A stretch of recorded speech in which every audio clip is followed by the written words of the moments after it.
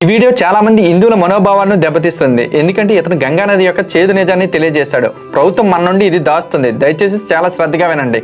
ఇతని పేరు జెర్మీ. ఇతను ఒక జీవశాస్త్ర నిపుణుడు. ఇతను వివిధ దేశాలకు వెళ్లి సముద్ర జీవుల గురించి అన్వేషిస్తుంటాడు. అయితే రీసెంట్ గా భారతదేశానికి వచ్చాడు. ఇతను రీసెంట్ గా గంగా నది నీటి నాణ్యతను పరీక్షిస్తే అందులో ఫీకల్ కోలిఫామ్ బ్యాక్టీరియా ఉంది. అంటే ఇది మురికితో వ్యర్థాలతో నిండి ఉంది. నీటిలో ఫీకల్ కోలిఫామ్ బ్యాక్టీరియా తాగాలంటే 0 ఉండాలి, ఈత కొట్టాలంటే 500 లోపు ఉండాలి. కానీ గంగా నదిలో 82,000 ఉంది. ఇది తాగడం పక్కన పెడితే ఆ నదిలో స్నానం చేస్తే మనకి కలరా, టైఫాయిడ్ మరియు ఇతర అనేక రకమైన రోగాలు వస్తాయి.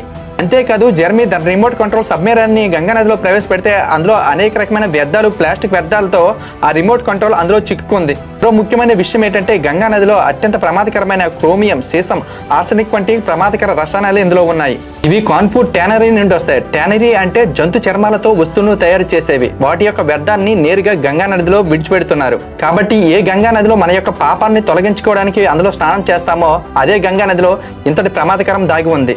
ముఖ్యంగా ప్రజలకు పట్టింపు లేనప్పుడు ప్రభుత్వానికి అసలు పట్టింపు ఉండదు. మిగతా దేశాల్లో నదుల్ని నదులుగానే భావిస్తాం. కానీ మన భారతదేశంలో గంగాని గంగా మాత, గంగా తల్లి అంటాము. ఆ తల్లి పరిస్థితి ఎలా ఉందంటే ప్రతి భారతీయుడు సిగ్గుపడాలి. దయచేసి యూజ్ఫుల్ ఇన్ఫర్మేషన్ మన ఫ్యామిలీ ఫ్రెండ్స్ అందరికీ షేర్ చేయండి. Thank you.